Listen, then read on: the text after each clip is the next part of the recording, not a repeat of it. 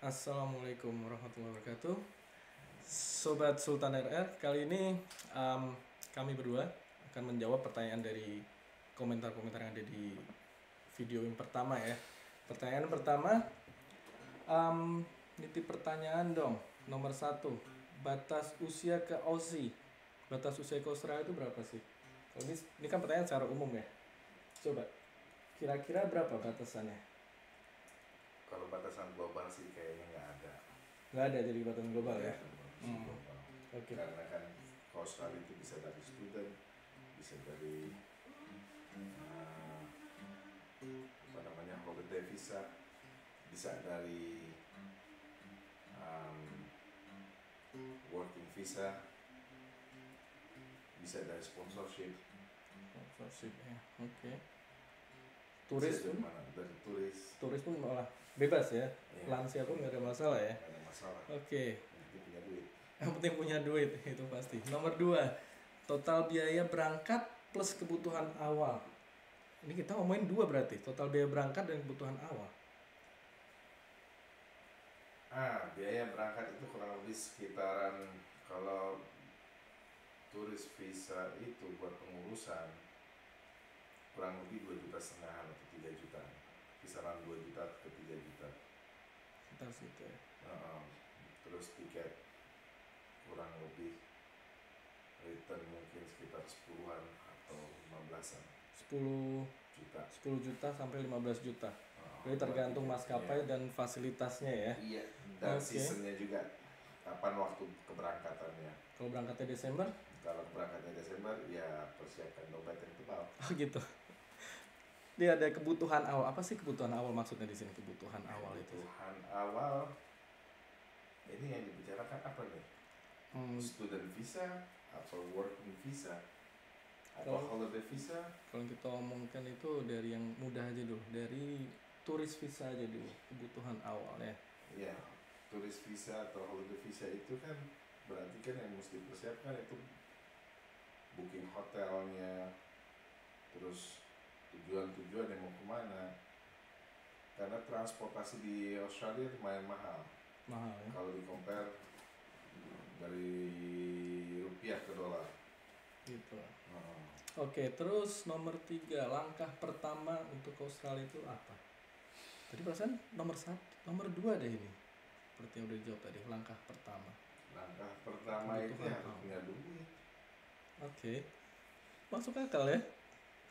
Punya duit. Iya, Kalau udah punya duit semua gampang ya. semua duit. Oh, ini nomor 4 unik nih pertanyaannya. Tapi bagus juga. Berangkat dulu baru cari kerja atau dapat kerja dulu baru berangkat. Berarti ini kita membicarakan tentang visa yang bisa bekerja.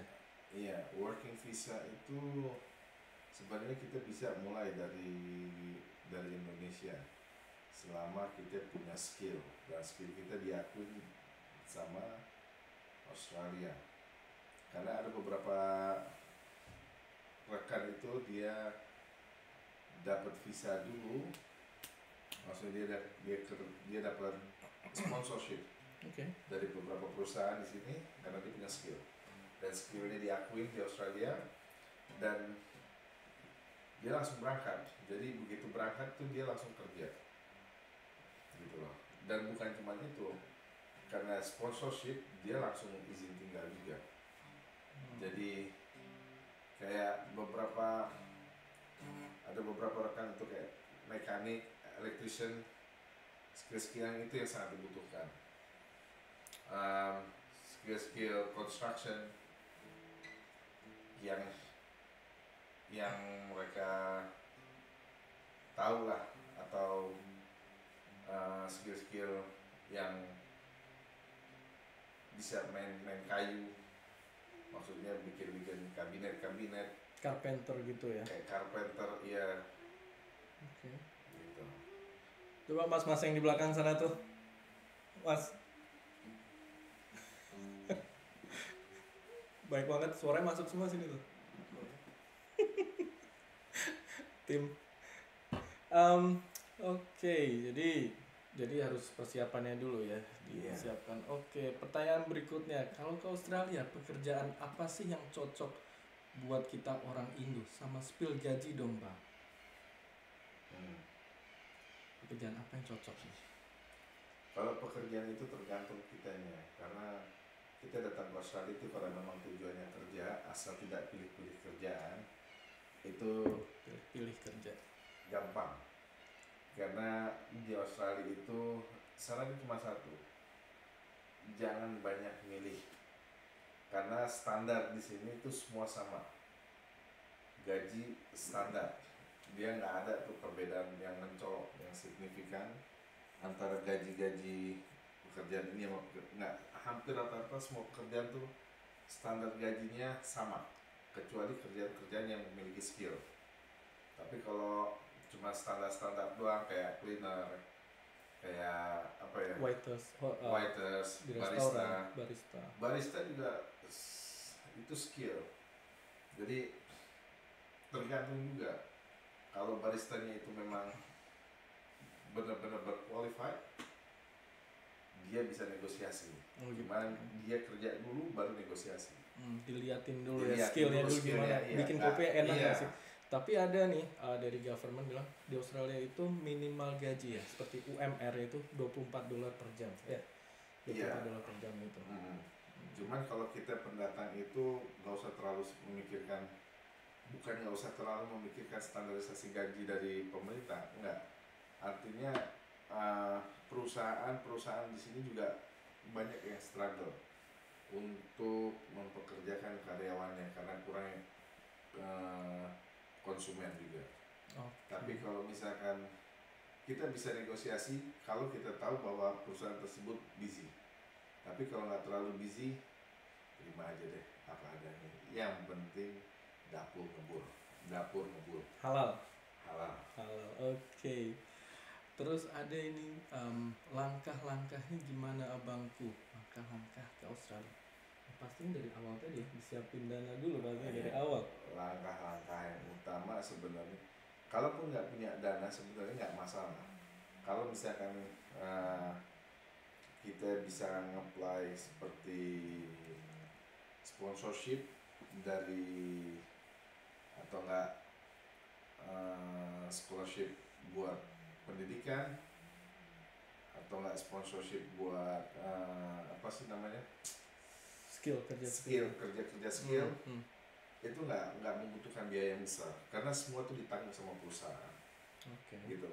Yang kita butuh dana besar itu ketika kita yang urus semuanya sendiri, gitu. Termasuk pembiayaan tiket itu, kalau sponsorship biasanya nggak perlu keluar biaya karena perusahaan yang membiayai. Dan kita berangkat itu kalau semua sudah fix deal, semuanya udah oke, baru kita bisa berangkat. Kalau untuk yang di Indonesia nih, misalnya dia ingin ke Australia untuk skill sponsorship, ada nggak cara mencari kerjanya dari mana gitu? Sebenarnya banyak, cuman memang kayak di beberapa perusahaan itu dia nggak kurang, kalau perusahaan di Australia itu kurang yakin terhadap tenaga skill dari Indonesia, kecuali para pejabat-pejabat perusahaan itu yang sudah berkunjung dan tahu orang-orang yang memiliki kapabilitas. Iya. Tapi kalau misalkan sponsorship yang kita langsung, ya kita harus banyak-banyak searching. Iya, dari kayak Jobseek. Kalau memiliki skill, karena interview itu bisa dilakukan lewat online saat ini, jadi nggak perlu kita harus datang untuk interview. Tapi karena begitu kita di interview dan mereka tahu kita qualified, insya Allah gampang. Insya Allah ya. Oke, berikutnya bahas kenapa harus ke Australia. Untuk orang awam yang nggak pernah keluar negeri sebelumnya, apa hal mendasar yang harus disiapin? Keahlian apa yang paling penting harus dimiliki? Bisakah modal nekat doang ke Australia? Artinya modal ongkos doang sampai sana. Berapa pertanyaan nih? Bahas dulu deh. Bahas kenapa harus ke Australia. Eh, Kenapa harus ke Australia? Ya karena mungkin dekat dari Indonesia juga. Oke, dekat dari Ah, Indonesia, boleh. jadi kalau mau pulang nggak terlalu kejauhan juga. Ke Amerika ya, biasanya orang ke Iya. Amerika, Kanada atau ke Inggris. Indonesia, Australia cuma kisaran 7-8 jam. 3 atau 8. Iya. Direct. Tergantung Australia di mana juga. Tapi kalau dari Perth, Australia ya lebih dekat. Lebih dekat lagi. Iya. Cuman kalau kita standarisasinya itu Sydney, ya 7-8 jam. Tapi kalau misalkan eh, kita di gue lupa apa sih pertanyaan. Oh, yang berikut ini. Oke, lanjut ya pertanyaan ini. Untuk orang awam yang nggak pernah keluar negeri sebelumnya, apa hal mendasar yang harus disiapin? Pasalnya pertanyaannya sama, hampir sama seperti yang tadi deh. Hal-hal yang berdasar itu ya skill. Kalau misalkan di sini banyak skill yang sangat dibutuhkan. Yang tadi udah saya bilang, yang kayak mekanik, ya mekanik montir. Kalau di Indonesia kita bilangnya montir mobil, montir motor. Terus electrician itu cakupannya luas. Electrician bisa orang-orang yang paham tentang kelistrikan dari rumah atau building, atau enggak sekarang nih electrician yang untuk kendaraan juga, Auto electrician. Jadi cakupan electrician ini luas. Gitu loh. Termasuk tukang las sebenarnya sangat dibutuhkan di sini. Iya. Itu standarisasi tukang las di sini tuh di atas $40 Oh. per jamnya. Tapi yang jelas bahasa sangat dibutuhkan untuk komunikasi dan skill, karena di sini orang-orang di sini kebanyakan bos-bos di sini kalau misalkan interview itu dia nggak terlalu banyak bertanya apa skill kita, dia pengen tunjukin skill kita Langsung gitu. dipraktekkan. Jadi praktek ya? langsung. Oh ini benar qualified kan nih orang gitu loh. Karena ada orang dapat sponsorship dari pemerintah sini untuk dapat izin tinggalnya, dia bilang dia mekanik, cuman waktu pengetesan itu dibongkar semuanya, harus disatukan dan harus bisa hidup lagi itu mobil, semua dipretelin, dan dia bisa, dan dia qualified. Gak berapa lama izin tinggalnya keluar. Oke. Gitu. Bisakah modal nekat doang ke Australia? Pertanyaan berikutnya nih. Modal nekat sangat bisa. Oh ya? Sangat bisa. Oke. Iya. Karena di mana-mana orang nekat itu paling sukses. Oh gitu ya. Iya. Modal nekat aja. Yang penting ada uangnya lagi, kembali lagi. Yang penting bukan cuma ada uang, punya nyalinya gede itu. Oke. Kameranya di situ bang, bukan di sini HP saya. Pertanyaannya itu sini. Oke. Pertanyaan terakhir ya. Kalau ke Australia sama pasangan yang sah, ambil visa apa ya bang? Nah, kalau misalkan salah satu dari pasangan tersebut memiliki kemampuan atau skill yang diakui sama pemerintah sini, ya sebaiknya langsung apply dari Indonesia untuk izin tinggal langsung atau permanent resident, asal skill tersebut benar diakui di negeri di sini. Ya pasangannya yang tidak memiliki skill bisa ikut Dependent. atau di sini dibilangnya dependent visa. Tapi yang skill visanya itu yang memiliki skill siapa? Itu yang mengajukan. Nah, yang mengajukan memiliki skill itu biasanya dituntut IELTS-nya itu harus tergantung dari jurusannya. Kalau kedokteran atau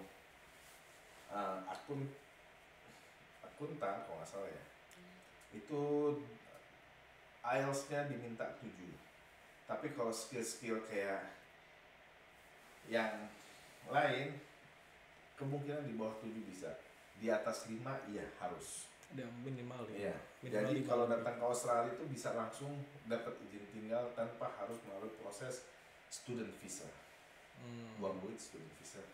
Tapi bisa memang ya. Bisa. Oke, student visa ya. Dan sudah ada beberapa orang dari Indonesia yang memiliki skill di bidang-bidang tertentu, dia langsung dapat izin tinggal tanpa dia harus datang dulu atau kunjung ke Australia, tapi dia apply langsung dari Indonesia. Dan memang skillnya diakui dari Indonesia, karena begitu kita mau apply kita harus ngajuin itu kan, kita harus memiliki berkas, dan jangan lupa interview juga harus pakai bahasa Inggris. Interview untuk Apply izin tinggalnya juga. izin tinggal. Iya. Oke.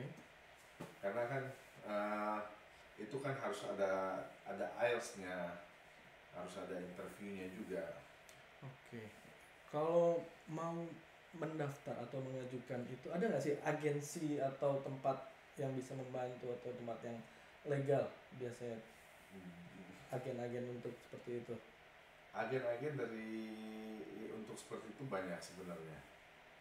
Cuma jujur saya tidak paham. Mungkin saudara Ricky lebih memahami. Gitu ya. Oke. Sepertinya itu dulu ya pertanyaan-pertanyaan yang dijawab ya untuk semuanya Sobat Sultan RR. Untuk kalau ada respon silahkan komen di bawah. Kemungkinan besok kita bahas yang lainnya ya. Sebetulnya kita bahas apa aja sih, bebas sih di sini. Temanya bebas. Cuman kebetulan ini untuk info Australia aja, bagian basic aja. Kalau bagian yang lebih jauh lagi, mungkin nanti saya panggil lagi orang yang lebih berkompeten. Beliau ini sudah lama di Australia juga, pengalamannya juga udah terutama lebih banyak mekanik diesel, ada mekanik solar kalau kita bilang. Kalau di sini diesel, mesin diesel. Iya, mesin diesel. Maksudnya apa ya? Kalau di Indonesia diesel itu genset ya, buat pembangkit listrik. Apa sih truk, mesin truk. Yang paham tentang mesin truk, itu peluang atau prospeknya jauh lebih besar, terutama di daerah-daerah mining, itu tambang. Itu sangat dibutuhkan. Mereka benar-benar sedang mencari orang-orang yang berqualified di mesin-mesin truk. Apalagi kalau misalkan saudara-saudara sudah mengetahui bahwa ini memang bidang mesin, memang bidang-bidang kalian, jangan ragu. Saya jamin cepat itu keluar. Insya Allah keluar itu. Okay. Apalagi bisa menunjukkan skillnya, itu biasanya prosesnya lebih cepat. Oke. Gitu. Oke. Ada tambahan lagi? Barangkali. Udah itu aja. Oke, Sobat Sultan RR. Itu saya dari kami ya, info yang bisa disampaikan. Kalau ada pertanyaan, tulis aja di komen. Seperti tadi yang saya bilang, tadi temanya bebas saja. Silahkan subscribe, like, komen untuk yang selanjutnya kalau mau mendengarkan selanjutnya ya. Terima kasih sudah mendengarkan dan menyimak. Assalamualaikum warahmatullahi wabarakatuh.